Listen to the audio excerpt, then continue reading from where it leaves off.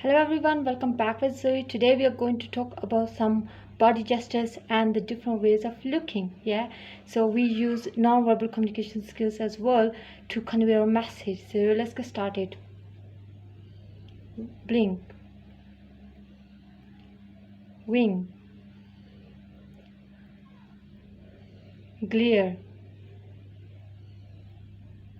glimpse, stare, frown, shrug shoulder,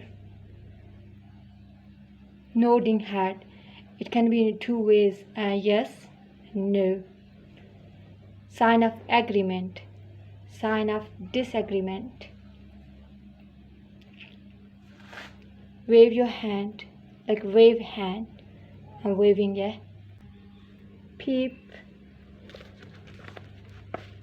glance, sad, cry, shocked. That's all. I hope you like it. Yeah, bye bye.